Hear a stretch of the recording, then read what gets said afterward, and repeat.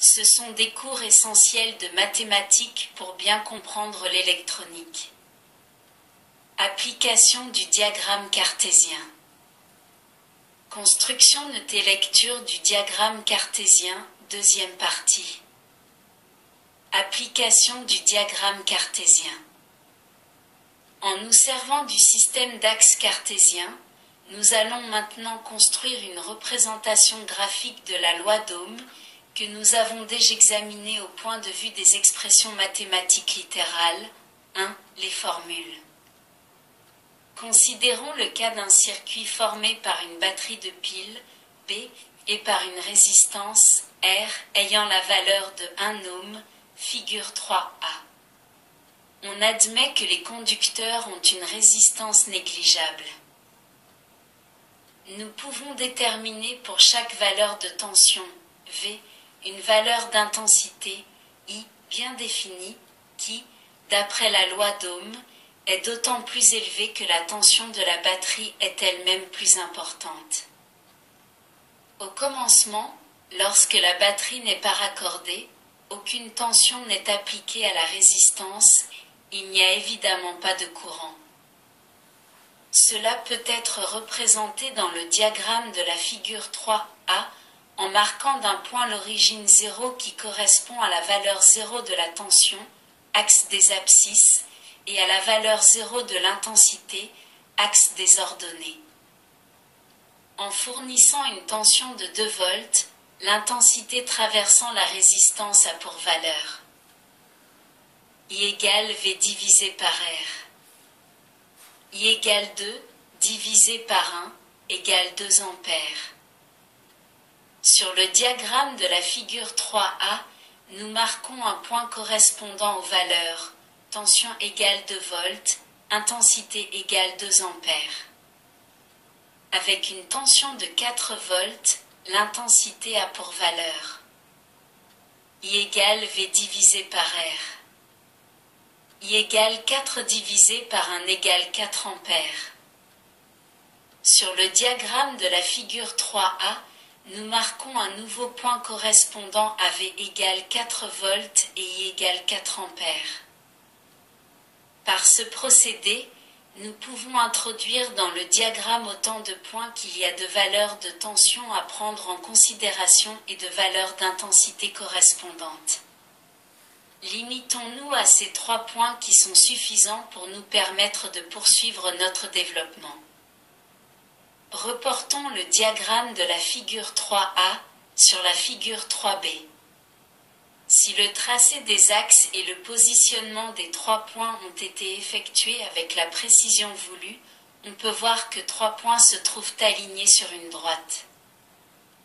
Cette droite inclinée, passant par l'origine du système des axes, constitue la courbe représentative de la loi d'Ohm, dans le cas particulier d'un circuit ayant une résistance de 1 ohm. La vérification est très simple.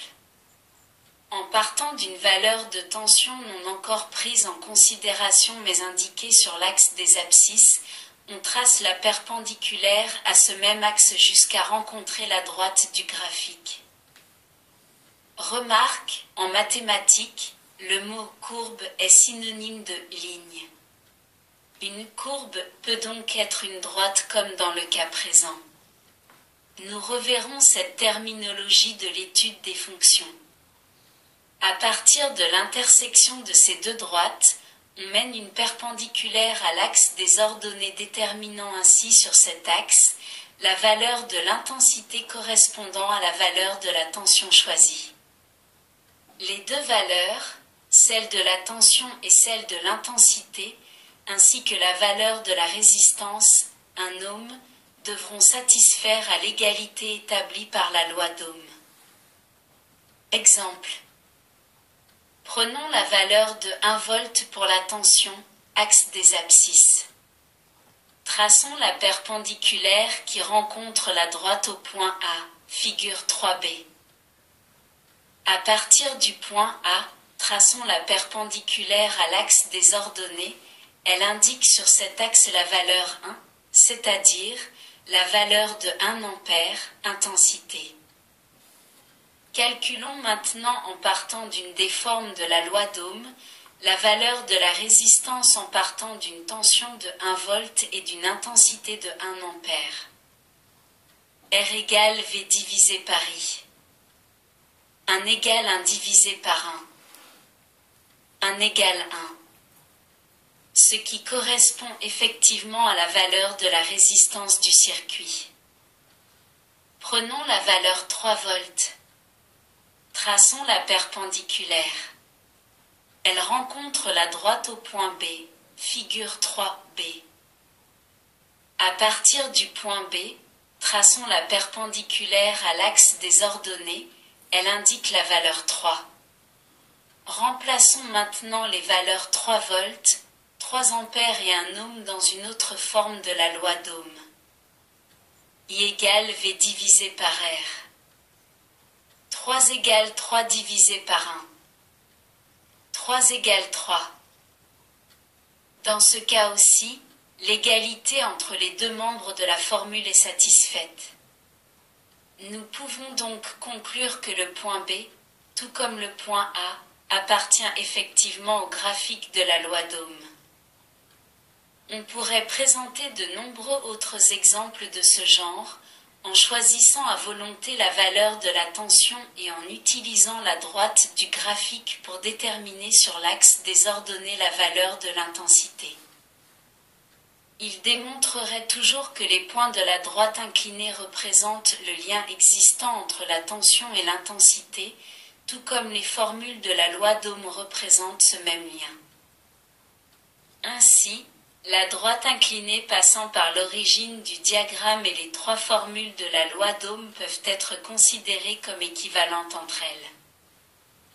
Cependant, nous ne sommes parvenus à ce résultat qu'en considérant le cas particulier dans lequel la résistance du circuit est égale à 1 ohm. Nous étendrons ultérieurement nos considérations au cas plus général dans lequel la résistance du circuit présente une valeur quelconque. Théorème de Pythagore. Il peut s'énoncer sous la forme suivante. La surface du carré, construit à partir de l'hypoténuse, est égale à la somme des surfaces des carrés construits à partir des deux autres côtés. Ce théorème est illustré à la figure 4. La deuxième forme du théorème que l'on rencontre le plus souvent.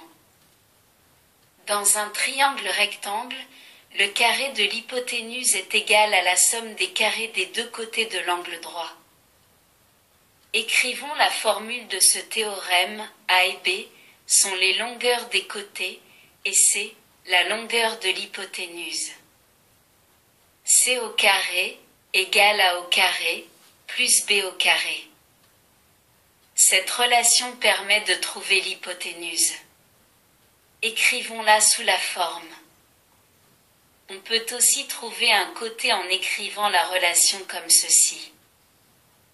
Supposons que l'on veuille calculer l'hypoténuse d'un triangle rectangle dont les côtés auraient A égale 3 mètres et B égale 5 mètres, remplaçons les lettres par leur valeur dans la formule.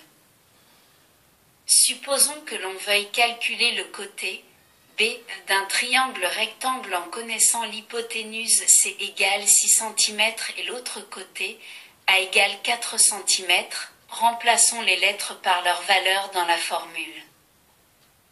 Nous terminons ainsi notre deuxième leçon de mathématiques. Dans la prochaine, nous aborderons les expressions algébriques. Merci de votre écoute. À bientôt.